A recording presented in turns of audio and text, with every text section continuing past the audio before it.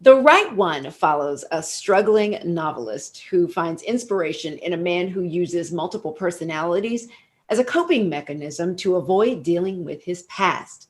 But things become complicated for the pair as they uncover truths about one another and who they truly are. Take a look. What about right now? What if we just lived right now? Who is this guy? I don't know. Looks like Austin Powers up your chimney sweep. Come on. He's not one person. He's like many different people. What is that? He is the company's top sales performer for 3 straight years. That. You can tell that he's breaking about 8 different dress code policies. Hey, David, welcome. How are you considering all that's going on in the world right now? I'm good. I hollow out a small portion of my mind for a little bit of meditative calmness. Let's talk about this movie. This is an unconventional love story that is so unique. Tell us what the story is about. Well, it's the search for yourself. It's called The Right One, and we always want the right one to be there at the right time. And at the same time, the gentleman in the picture is trying to find out who he is, not only to the world, but to himself. So to me, thematically, it is that struggle of who am I and who am I to another person? I love that you described it that way, that it really is about finding yourself. Now, you play Bob. Tell us how he fits into this story. I have to say, every time I see you on screen, you don't even have to open your mouth. I just know I'm about to enjoy whatever happens next. Oh, that's really sweet to hear. I appreciate that. Well, Bob is, you think he's going to be this hard ass, unflappable boss at the beginning. And it turns out, like, just to mirror the other conversation we're having, you want to know who you are. So sometimes we don't know who we are until we know who we are to another person. And then he and Nick Thune's character have something in common, because that's really what bonds us, right? And then you feel like you're part of something, right? Now, the main character, Sarah, is kind of like in a creative rut.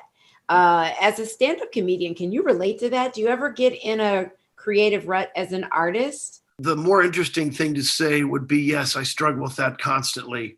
But maybe because I started with an improv background, you don't have that license. You don't get to have an off switch. I've been very fortunate in that. I guess I'll just talk I guess maybe I haven't known when I'm in a rut and no one's told me. So I've never found myself at a loss. There's certainly, when you're doing stand-up, there's certainly jokes you don't know how to fix. You think you might have a great setup, or you think you might have a great punchline, and sometimes you just can't find the right distance between them. Now, okay, we got to talk about the Goldbergs. Yes. We got to talk about Bill. Nice. Love you on the Goldbergs. How did he end up being a Dallas Cowboys fan? I know. Did you try to get that changed? Because you are like Kansas City Chiefs all the way. That it's based on real life. The Goldbergs, obviously, Adam Goldberg's family, and Bill Lewis was a real person that was a friend of their dad's, and so he was actually a Dallas Cowboys fan. And so that was, I will tell you my favorite interaction I've had. So I'd gone to the Super Bowl to do promotion for a company, and so my agency also represents Post Malone. And we're waiting in an exterior room before we go to the final room to meet Post. And his dad comes out. Post Malone's dad comes out.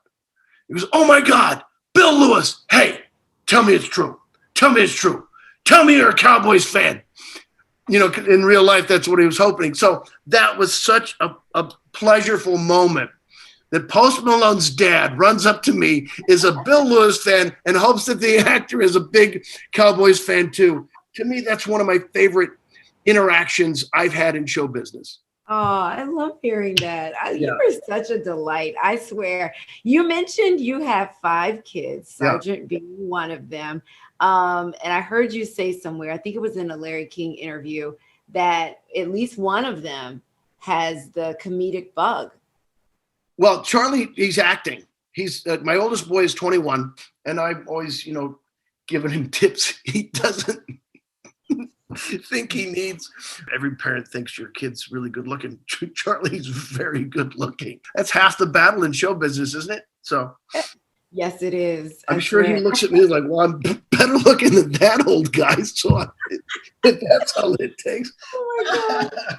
Well, congratulations on everything. And I want to let everybody know you can catch The Right One in select theaters and on demand and digital right now. David, thank you. A pleasure.